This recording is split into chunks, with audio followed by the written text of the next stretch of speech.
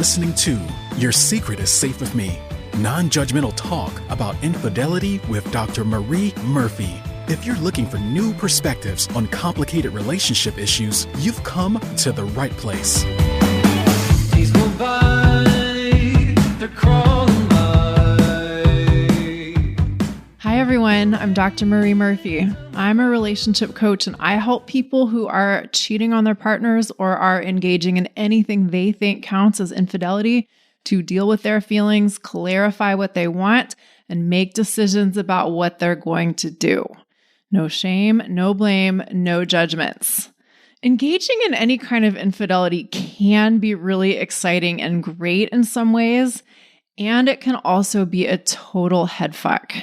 If you are quietly going crazy as you carry on in your infidelity situation, I want you to know that relief is available to you.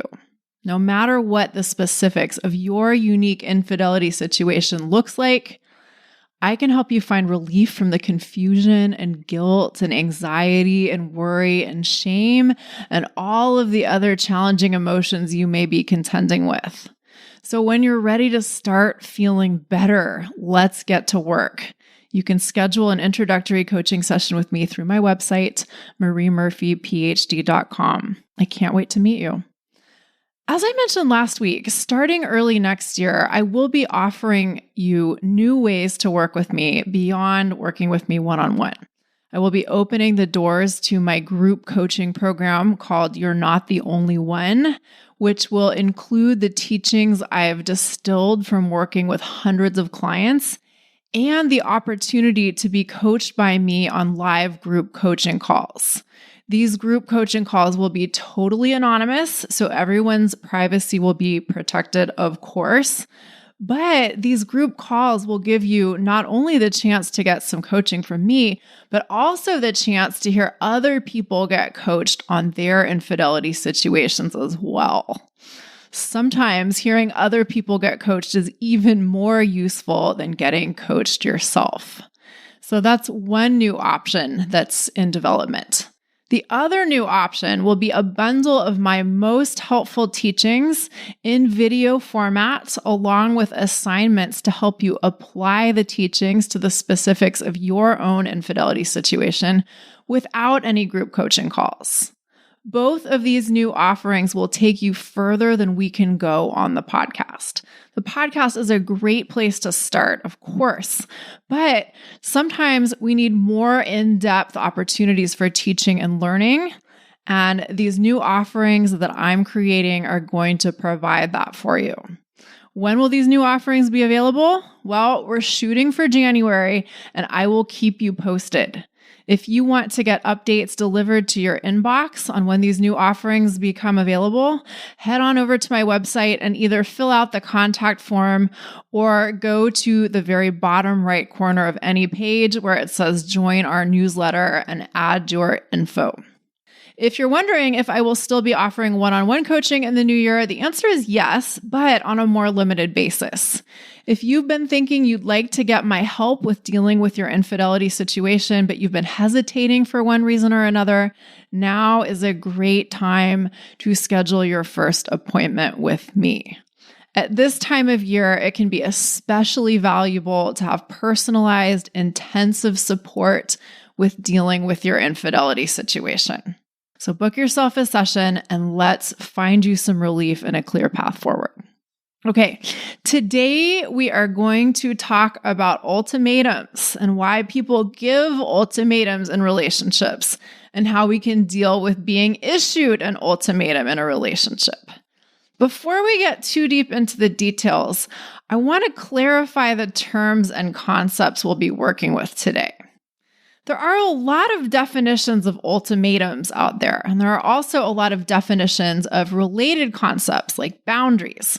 So I want to be clear about what I mean when I use these terms. Ultimatums are requests or demands that usually come with a threat of what will happen if you do not fulfill the request or demand, or if the person we're issuing the ultimatum to does not fulfill the request or demand. So for instance, if someone says to you, you have to leave your spouse by the end of this year, and if you don't, our relationship will be over and I will hate you forever, that can be considered an ultimatum. The person speaking is telling someone else what they have to do and what they will do to them if the other person doesn't do the thing being requested or demanded. But interestingly, someone could say something pretty similar and it would be considered a boundary rather than an ultimatum. For instance, someone could say to you, I'm going to wait and see what you choose to do in relation to your marriage until the end of this year. But if the new year rolls around and nothing has changed on your end, I'm going to consider our relationship over and I'm going to move on. And if you attempt to communicate with me, I won't respond. In that case, the person speaking isn't making a request or a demand. They're explaining a limit they've set for themselves, and they're telling you what they will do if that limit is reached. And this is usually considered a boundary. And this may seem like a pretty subtle difference, but it's actually a very significant one. And here's why. We can't tell other people what to do. Well, that's not quite right. We can tell other people what to do, or we can try to tell other people what to do, but they don't have to listen to us. And they certainly don't have to do what we tell them to do. But on the other hand, we can decide what we are okay with and not okay with, and what we are going to do in response when things happen that we are or are not willing to deal with. We actually have control over our own actions, and we actually do not have control over other people's actions. But we often forget this, especially within the context of romantic relationships in which promises are made. Many people slip into thinking that if they're in a relationship with someone and that someone promises to do something for them, that person has to do the thing they promised to do. And we often think that if someone doesn't do what they promised to do, we have the right to try to make them do it. Maybe by issuing ultimatums and telling them what we're going to do to them if they don't do what we want. It's important to talk about ultimatums at any time of year, but it may be especially important to talk about ultimatums at this time of year because that period of time that so many people think of as the holidays is coming up. And by the holidays, I mean the period from American Thanksgiving to New Year's. It always strikes me as a little presumptuous and arrogant to say the holidays to refer to this period of time, as doing so seems to imply that these are the only holidays or the most important holidays that humans could possibly celebrate. And that's certainly not the case. But I also recognize that for a lot of people, these particular holidays are the holidays within the context of their lives. And I certainly recognize that this particular holiday period is a stretch of time that has a lot of meaning for a lot of people. So today I'm going to talk about the holidays, and I'm going to mean the stretch between American Thanksgiving and New Year's. But I want to make it clear that I know these are not everyone's holidays. And I also want to make it clear that what I'm saying will also apply to other holiday-heavy stretches of time. The lead up to the holidays can be a particularly tough time for people who are involved with someone other than their committed partner, or who don't have a committed partner or a officially committed partner, but are involved with someone who does. It can be a time when all of the constraints associated with an affair relationship seem particularly unbearable or are exacerbated by outside circumstances, or both. Perhaps because you really want to spend more time with your affair partner, but your family commitments or their family commitments make that impossible or less possible. Perhaps because you've been through multiple holiday seasons with your affair partner, situation being what it is, and the fact that another holiday season is coming up serves as a stark reminder of the passing of time and an occasion to compare this time of year with this time last year, and thus possibly an opportunity to see how little it has changed. Perhaps because you love the holidays so much and you just want to be with your special someone during the holidays. And if that isn't happening, you aren't happy, and it's just that simple. And then, of course, on top of that, in addition to whatever is going on with your infidelity situation, emotions can run high during the holidays for all kinds of reasons. Some people love the holidays, sure. But for a lot of people, the holidays are a pretty challenging time. So both because of your infidelity situation and in spite of your infidelity situation, this time of year that we're heading into can seem like a bit much. And within this context, you may be more likely to give or receive ultimatums related to your infidelity situation. We tend to give ultimatums when three things are happening in conjunction. The first thing is we're unhappy with what's happening within our relationship with someone. The second thing is we think that it is our person's actions that are making us unhappy. And the third thing is we think that our person has some sort of duty or obligation to do things differently for the sake of making us happy. And although it's certainly possible for us to think that someone has the duty to do things differently for the sake of making us happy within the context of any kind of relationship, we tend to especially believe that if we're romantically involved with someone, it's their job to make us happy. We tend to think that romantic partnership equates with responsibility for someone else's happiness. Some people believe in a very literal sense that if you are romantically involved with someone, it is their job to make you happy and vice versa. But some people are like, well, of course it's not my partner's job to make me happy. But even so, they do believe things that are not too far from that idea. For instance, a lot of people think that if you tell your partner that they're doing something that you don't like, they should stop doing that thing because you don't like it. Some people believe that if you are unhappy with your partner should take it upon themselves to understand what they've done to upset you and do something differently. These ideas, or these sorts of ideas, take us into some pretty interesting territory. On the one hand, I think it's totally fair to want to experience happiness within a romantic relationship. It's fair to want that. It's fair to want to enjoy your partner. And I think it's totally fair to make requests of your partner sometimes. It can be completely fair to say, hey, if we're going to be in this thing that we call a relationship with each other, I would really appreciate it if you would do this and not do that and that. That can be completely fair game. But often we believe to one degree or another that our partner and everything they do or don't do has the power to make us happy or unhappy. We believe to one degree or another that our feelings are dependent on our partner and their actions. We think there's a causal relationship between what our partner does and how we feel. And when we believe that, when we think that that's how it works, of course we may be inclined to try and get our partner to do certain things and not do other things.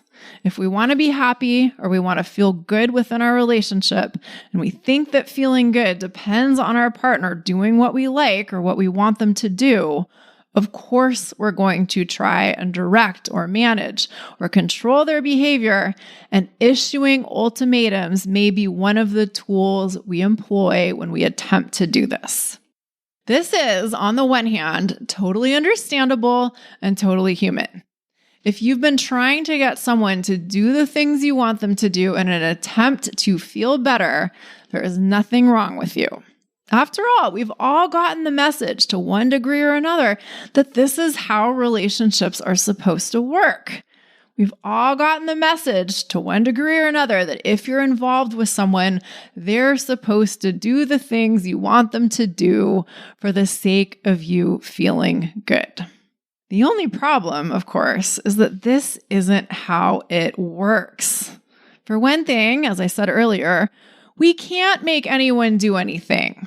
And although attempting to ensure that other people's behavior is to our liking might work sometimes, it isn't sustainable in the long run. But even more importantly, it isn't other people and whatever they do or don't do that makes us feel however we feel. If you've been listening to this podcast for a while, you've probably heard me talk about this before. But if you're new to this podcast, this might sound like a pretty radical idea.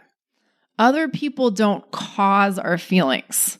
It's what we think about other people and whatever they do or don't do that generates our feelings. Even if someone does something that we like or does something that we really want or wanted them to do, their action does not in and of itself make us feel good.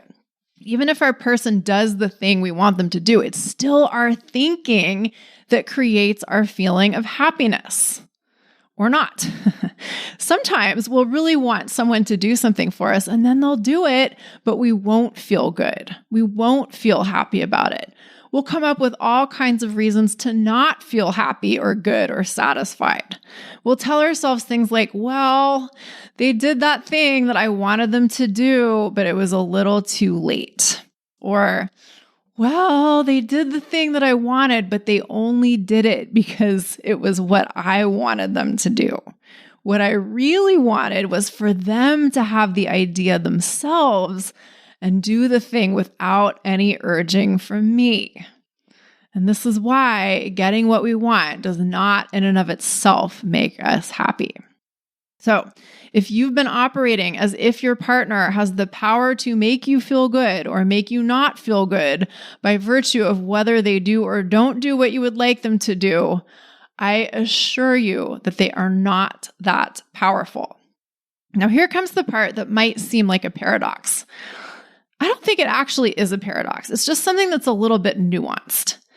Even if your partner doesn't have the power to make you feel anything, it's still reasonable for you to like it and feel good when they do things that you want them to do, and to not like it and not feel so good when they do things you don't want them to do.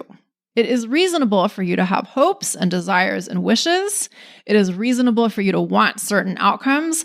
It is reasonable for you to prefer certain things over others. It is totally legitimate for you to have likes and dislikes. But your partner still doesn't cause your feelings.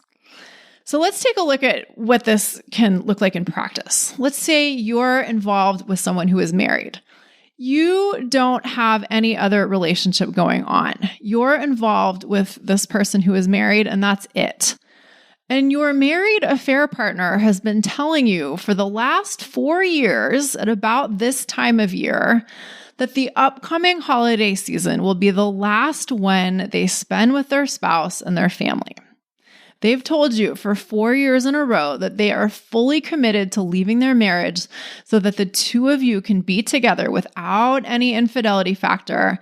And they've told you 4 years running that they're going to start making changes as soon as the holidays are over. And so for 4 years now, you've tolerated not being able to spend the holidays with your affair partner. You've tolerated them spending a lot of time with their family and thus not being able to spend much time with you, even though you really love the holidays and you really want to be able to spend the holidays with the person who is your affair partner without them being your affair partner anymore. You really want them to be just your partner, and you want to have them all to yourself during the holidays and throughout the rest of the year too. But each year after the holidays have come and gone, your married affair partner has had all of these things come up that have thwarted their plan to extricate themselves from their marriage. And you've found this extremely disappointing, but you've also been sympathetic. You know that leaving a marriage can be a pretty big deal, and you think the reasons why your person hasn't left their marriage yet are fairly okay reasons. But This year, as we're on the brink of the holidays again, you're starting to freak out a little. You're at the point where you're like, wait a minute, what if this person of mine never leaves their marriage? Here we are on the cusp of the holidays again, and I know my person is going to tell me that they'll leave their marriage after the holidays, just like they told me for the last 4 years, but at this point, I don't know if I should believe them. And I don't even know if I should wait for them. Maybe I should just break things off with them right now, even if they ask for one last chance. But I really don't want to do that. What I really want is to get through the holidays knowing that this time my person really will leave their spouse in January. What I really want is to know for sure that this is what's going to happen. Now, it's fair enough to want this. But the fact is, we won't know for sure whether our person will leave their spouse until they actually do it. We may sort of recognize that on some level, but we also might not really recognize that. And even if we do, we might not like that idea at all. We might just want assurance that things are going to happen the way we want them to happen. We might just want to know that after all the waiting we've already done, we are finally going to get what we want. We want a guarantee that we aren't going to be disappointed this time. We want certainty. And so what we may do is attempt to explain to our person who is married that we've been very tolerant of their previous failures to deliver on their promise to leave their marriage. So we really need them to promise us that they really are going to leave their spouse this coming January. Or maybe we're a little more riled up and we have decided that we actually want our person to leave their spouse before the holidays this year. They've been dragging their feet for long enough in our estimation, so we think they owe it to us to get their shit together and finally leave their marriage like they've been promising to for years. So we tell them that. We tell them, you owe it to me to leave your marriage before Thanksgiving, so you have to do that. Now, some people would say that that counts as an ultimatum, even though there's no threat or specific threat attached to the demand. Some people would say that if you tell someone, you have to do this thing for me, then that's an ultimatum. And some people would say that since there's no direct threat, it isn't really an ultimatum. Whether it technically fits the definition of an ultimatum or not, I think this kind of a statement and/or a statement that might more fully count as an ultimatum are coming from the same place. And that's from a place of believing that our happiness or our okayness depends on someone else doing what we want them to do. You may anticipate that if your person doesn't leave their spouse, you're going to feel really sad and really disappointed and perhaps a whole bunch of other emotions too, which you may not really want to feel. You may already feel a whole bunch of emotions you don't really want to feel. And you may associate that with the fact that your person has said for 4 years in a row that they're going to leave their spouse, but they haven't done that yet. And it's legitimate for the feelings you're feeling to feel really uncomfortable. It's legitimate for you to not like the idea of feeling the feelings you think you might feel in the future if you don't get the outcome you want. But trying to coerce or cajole or threaten your person into doing what you want them to do is not the solution. So what is the solution here? Well, the solution is twofold. You have the opportunity to get really clear on what you are and are not willing to participate in at this point in your relationship. If you've been involved with a person who is married for 4 years and you really don't like the idea of going through another holiday season with them still in their marriage, you get to decide what you want to do about that. Or put differently, you get to decide what boundaries you set. The key point is for you to get really clear about what you are willing to do and not do, and to be willing to uphold your own boundaries. So for instance, you might decide that you actually don't want to stay in your relationship with your married person through another holiday season. You might decide that you would rather let them go before the holidays than wait until January rolls around to see if they'll leave their marriage this time. You might be very happy to maintain a relationship with your person if they were to separate from their spouse before the holidays. And you might really hope that they're going to do that. But if they aren't going to do that, you can choose to be done. You have every right to choose that for yourself. It's totally within your power to make that decision and take action in the service of that decision. But on the other hand, you don't get to choose what your person does. And you also have every right to convey your intentions to your person. You could say to them, listen, I've decided that I'm not going to go through another holiday season waiting for you. I'm just not up for that. If you initiate the process of leaving your marriage before the holidays, then I'd be more than happy to continue our relationship. But if you aren't ready to do that, then I'm going to consider this relationship over and I'm going to begin my process of moving on. When you tell someone that, you're telling them what you have decided for you. You're not telling them what to do. And you're not telling them that you're going to do something to them. Right? And by letting them know what you've decided, they then gain the opportunity to decide what they will or won't do in response. Now, here's the really interesting thing, really important thing. When we set a boundary, we need to be ready to uphold it. Because otherwise, what's the point?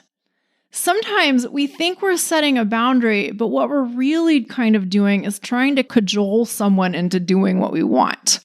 When we set a boundary, sometimes what we're really doing is hoping that by informing someone of our boundary, they will get motivated to change their behavior. Technically, we may not be giving them an ultimatum when we're doing this, but we may really be hoping that the effect of us stating our boundary will be that our person does what we want them to do, and we won't have to follow through with upholding our boundary, right? And it is possible that when we state a clear boundary, our person will decide to do the thing we want them to do. That can happen. Sometimes knowing that someone has set a clear boundary for themselves is enough to spur us into action. But we've got to remember that even if spurring someone else into action may happen when you set a boundary, it's not the objective of setting a boundary. The objective of setting a boundary is taking responsibility for the things that you actually have the power to control. You have the power to choose how you respond to your person's actions. More specifically, you get to decide if you want to spend another holiday season as the other person or not. You also get to decide how you deal with your emotions. It may not be possible for us to avoid feeling sad or disappointed or hurt or any number of other things. Not feeling those emotions may not be an option that's on the table. If we don't like the way things are going in our relationship, especially in a relationship that we really care about, we may not be able to get out of feeling sad about that. But we can be willing to feel our sadness and move through our sadness and digest our sadness instead of resisting feeling sadness and trying to get our partner to do things differently so that we don't have to feel sadness.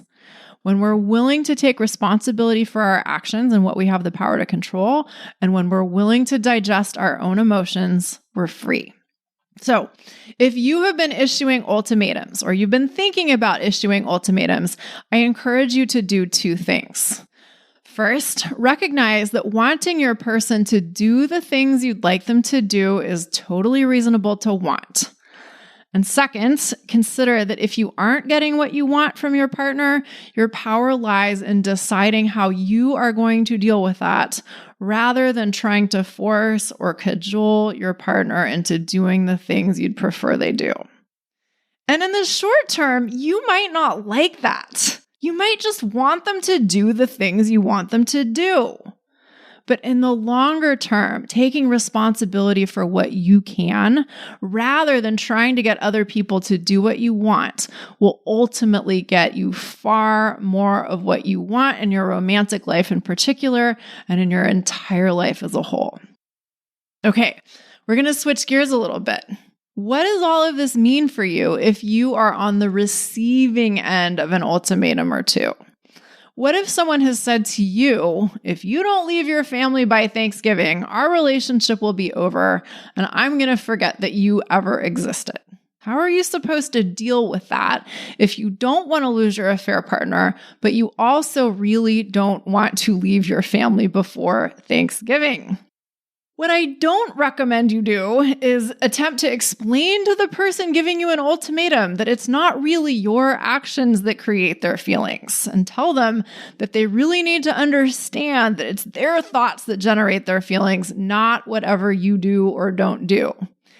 You may know that that's how emotions work, and it might be really nice if they knew that that's how emotions work too. But attempting to explain that to your person right now may not be all that helpful. So let me offer a few alternatives. Remember, your person is probably hurting. There's a good chance that they are issuing ultimatums to you because they are hurting and they are hoping that if you do the thing they want you to do, they won't have to hurt anymore.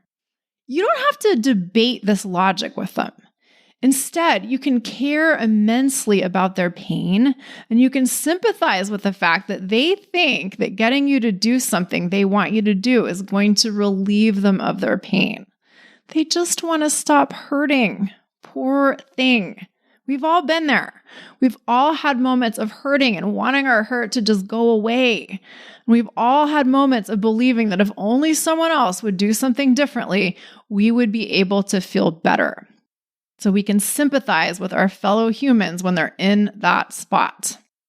To that effect, if someone is issuing you an ultimatum that you consider totally unreasonable, like for instance, maybe if you don't tell your spouse you want a divorce and you don't move out of your house that you share with them within the next 10 days, we're over. I don't encourage you to try to respond to that directly, at least not right away. Getting into a debate with the person who's giving you the ultimatum about whether or not their request or demand or ultimatum is reasonable probably won't get you very far if your person is hurting and worked up. Remember, when emotion is high, intelligence is low. It may behoove you to recognize that they may well be hurting quite a lot, and therefore their thinking may be somewhat clouded. You may want to start by sympathizing with their frustrations if you want to. For instance, if you have told your affair partner for the past 4 years that you are going to tell your spouse that you want a divorce as soon as the holidays were over, and you haven't done that, you may be totally sympathetic to the fact that your affair partner is getting agitated now that the holidays are coming around again. You may completely understand why they're saying the things they're saying. See if you can meet them with understanding before you try to deal with the specifics. Now, on the other hand, you might not be sympathetic to whatever they're asking for. You might be like, I don't like what they're asking me to do or trying to get me to do, and I'm not going to do it. And that's all there is to it. I don't care that they're hurting. I just don't want to deal with ridiculous requests or demands or ultimatums of any kind. And if you don't want to, you don't have to. The same thing I said earlier applies to you too. When someone behaves in a way you don't like, you get to choose how you respond. Even if your affair partner is convinced that you are in the wrong and they're convinced that you owe them something because you've promised to leave your spouse for 4 years running and you haven't done it, you don't have to agree with them on these points. You can do as you see fit, even if your affair partner doesn't like that.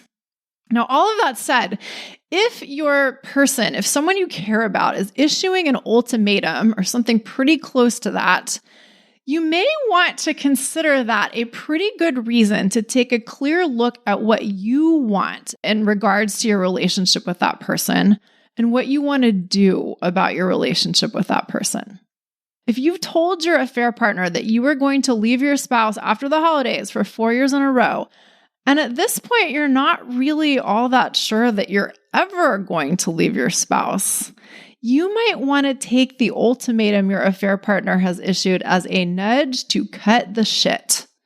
If you care about your affair partner, but you're not sure you'll ever get it together to leave your spouse, you might want to acknowledge that to yourself, and you might want to deliver that message to your affair partner.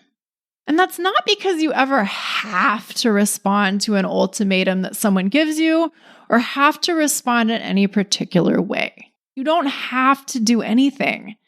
But if we interpret ultimatums as an indication that someone may be hurting, and I think it's often very appropriate to interpret ultimatums in this way, we may want to take a hard look at our own actions and decide if we feel good about our own behavior or not.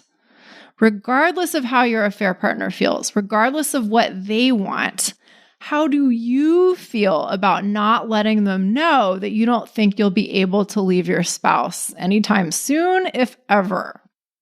You might not want to withhold that information from them any longer because it just isn't the way that you want to treat someone you care about. If you've been arsing around, so to speak, with your infidelity situation for months or years, and your affair partner issues an ultimatum to you, you might want to treat that as an impetus to make some decisions. You don't have to take the ultimatum itself literally, but you may want to take the fact that your person is at a point where they're issuing ultimatums seriously. And to that effect, if someone gives you an ultimatum or sets a really clear boundary about how much longer they're willing to deal with something you're doing, you might also want to consider that it could be time to go for it and do whatever you can to pursue a relationship with that person.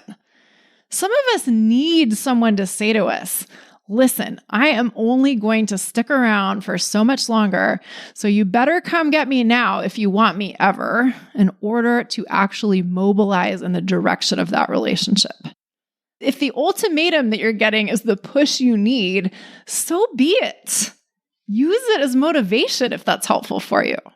Just be aware that there's a difference between taking someone's ultimatum or boundary seriously and acting on it because you really do want to maintain or pursue that relationship, and acting in response to their ultimatum because you're afraid of disappointing them.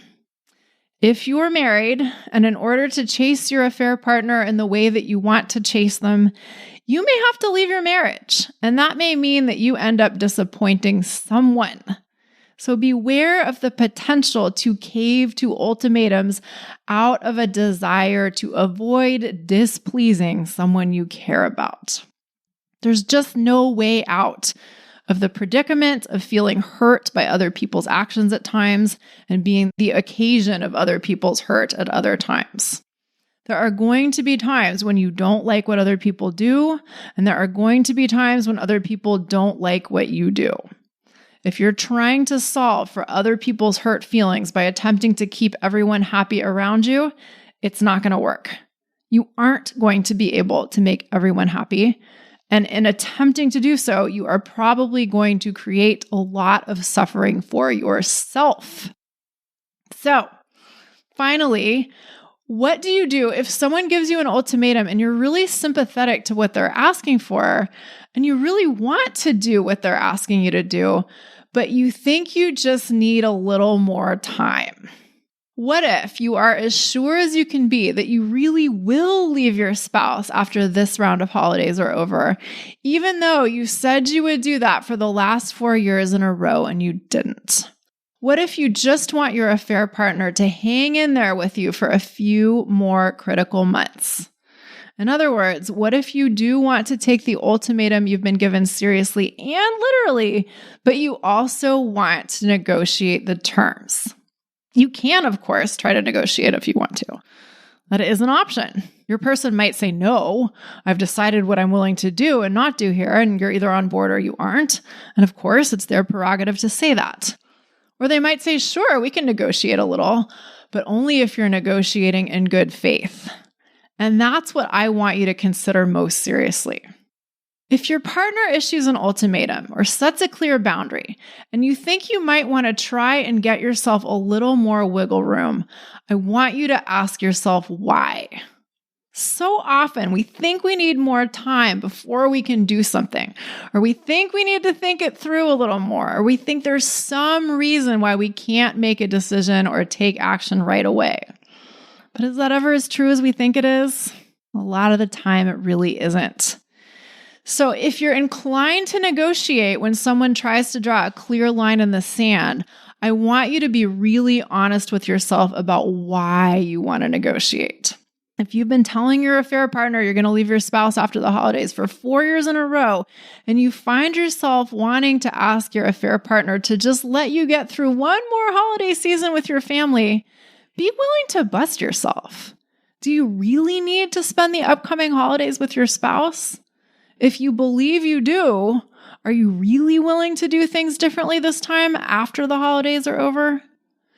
Even if it is not incumbent upon us to respond to an ultimatum or a boundary by doing whatever it is our person asks us to do or hopes we will do, we can still use their ultimatum as an occasion for us to get clearer about what we want and what we're willing to do about it.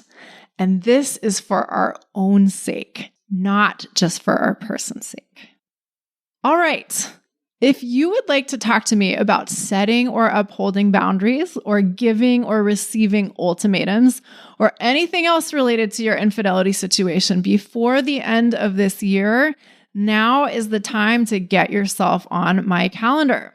As of this recording, I still have openings for introductory coaching sessions between now and the end of the year, but those spots are limited and they are disappearing. So if you want to work with me, schedule your first coaching session today.